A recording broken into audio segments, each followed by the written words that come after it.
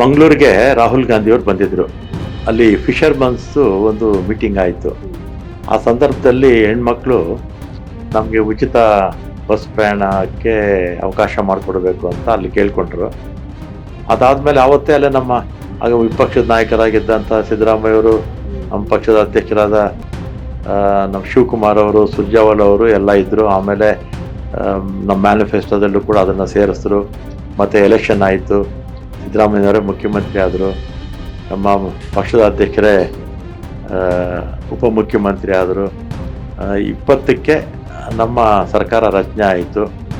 May 20ಕ್ಕೆ, June 21ಕ್ಕೆ ಶಕ್ತಿ ಕಾರ್ಯಕ್ರಮ ಪ್ರಾರಂಭ ಆಯಿತು.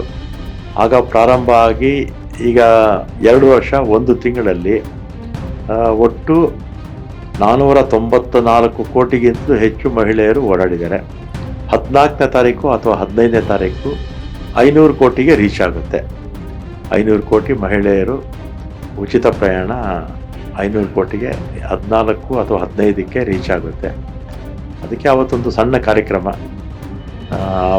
500 ಕೋಟಿ ಯಾರಿಗೂ ಟಿಕೆಟ್ ತಗೊಳ್ತಾರೋ ಅಂಥವ್ರಿಗೆ ಒಂದು ಗೌರವ ಕೊಡೋದ್ರ ಮುಖಾಂತರ ಅದನ್ನು ಸೆಲೆಬ್ರೇಟ್ ಮಾಡ್ತೀವಿ.